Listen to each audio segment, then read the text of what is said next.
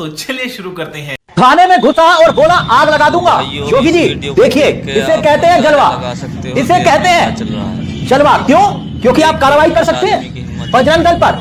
देश का दल बल जो है वो बजरंग दल, यही गाने बजते हैं ना साहब। और जलवा देखिए, और अगर जलवा ना होता तो बजरंग दल का ये नेता थाने में यूं घुसकर थाने को आग के हवाले लगाने की बात करता, कुर्सी पर बैठकर। रोब देखिए ना साहब का, इंस्पेक्टर की हिम्मत है, हाथ लगाकर दिखाओ। बोल रहा है पूरे थाने में आग लगा दूंगा, गाली भी दे रहा है। लेकिन पुलिस वालों के सामने, पुलिस थाने में घुसकर, आप एक तरीके से कह सकते हैं कि पुलिस वालों की छाती पर चढ़कर बजरंग दल का यह नेता जो कह रहा है किसी इंस्पेक्टर, किसी दरोगा की हिम्मत हो गई, आग लगा देंगे, थाने में आग लगा देंगे और पूरी टीम को लेकर आऊंगा। अभी तो मैं आपको इसका बयान सुनाऊंगा, बयान सुनिएगा।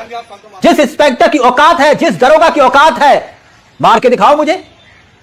पूरी टीम आ गई, बजरंग दल का यह नेता कह रहा है थाने के अंदर घुस के पुलिस वालों को ना केवल धमकी दे रहा है, बल्कि योगी आदित्यनाथ सरकार को बता रहा है कि यह देखिए कानून का नहीं, यहां किसका राज चलता है, कानून जूते की नोक पर। और अगर नोक पर ना होता तो योगी आदित्यनाथ की सरकार में इतनी हिम्मत इसकी कहां से आ जाती। इनकी चूड़ी टाइट करिए ना योगी जी, कर पाएंगे। बजरंग दल का है, रामपुर का यह मामला है। और सबसे हैरानी की बात और कमाल की बात जानते हैं क्या है?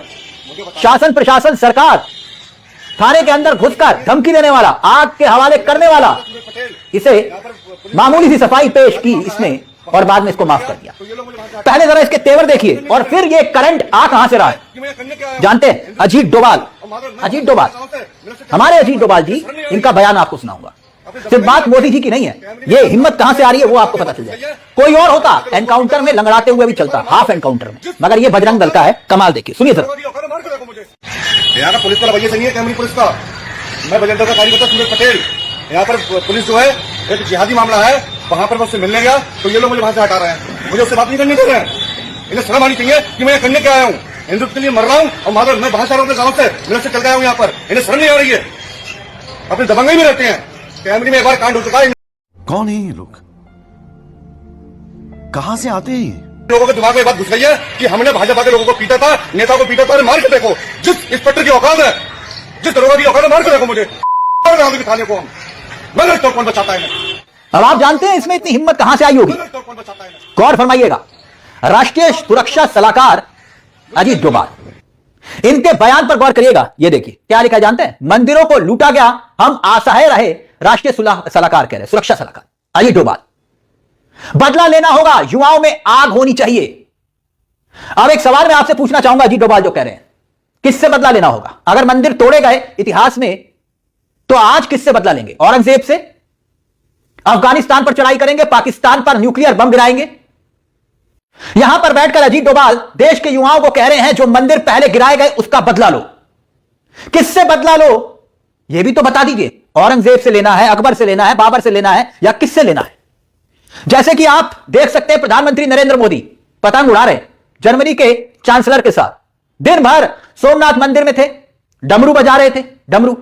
और देश की होनहार मीडिया, जिसे आप और हम गोदी मीडिया के नाम से जानते हैं, वो जहर उगल रही थी, जहर परोसे जा रहे थे एक धर्म के खिलाफ, क्योंकि पूरे कवरेज में विपक्ष को निशाने पर लेना था। गजनी का नाम लिया गया और इसके मायने क्या है आप समझ सकते हैं। इसलिए ये जो मैंने कहा ना, ये बजरंग दल का नेता जिसका नाम सूरज पटेल, और मुझे लगता है कि नाम में कोई करंट है बजरंग दल जो आगे लिखा हुआ है, जिसकी वजह से ये करंट दौड़ रहा है, उसके मायने हैं। तभी तो योगी जी का राज, और योगी जी के राज में बताइए थाने के अंदर घुसकर कह रहा है हाथ लगाकर दिखाओ। तांडव हो रहा है, तांडव।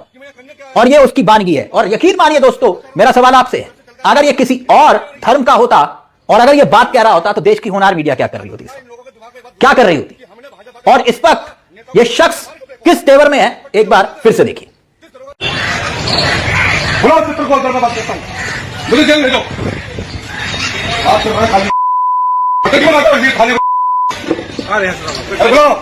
मुझे जेल ले जाओ।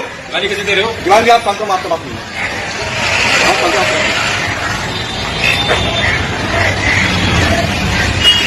चौहान साहब को बड़ा बात करूंगा, चौहान साहब मुझे जानते हैं। मेरे पुलिस थाने में मिला था, मेरा पटेल है बजरंग दल से।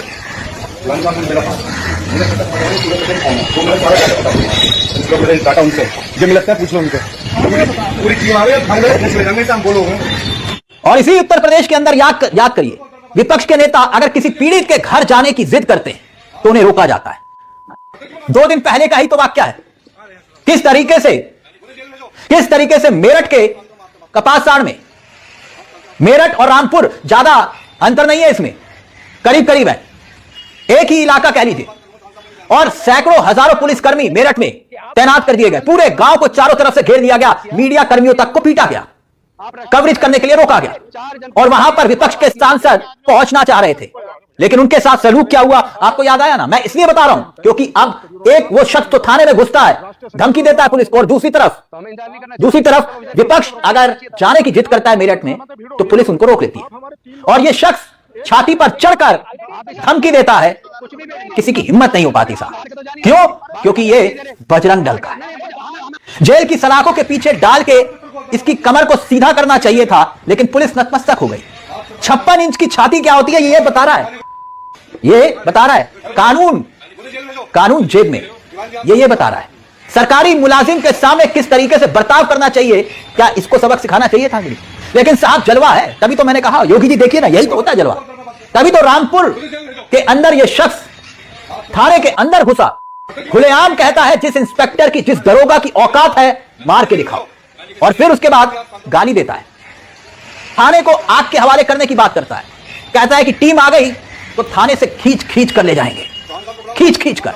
सुन लीजिए, मुझे जेल ले जाओ, आप खाली मुझे जेल ले जाओ। गाली कैसे दे रहे हो? गाली आप कांटो मारते बात नहीं,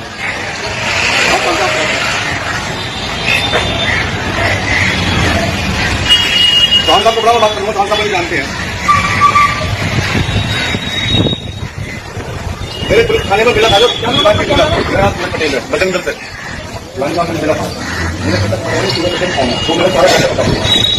डाटा उनसे जो मिला लगता है पूछ लो उनसे पूरी टीम आ गई हम बोलोगे। यानी अजीत डोभाल देश के प्रधानमंत्री, मैं डमरू बजाने की बात नहीं कर रहा हूं, मैं सिर्फ यह बात कर रहा हूं कि आखिरकार ऐसे लोगों के अंदर हिम्मत कैसे आती, आप समझ रहे होंगे।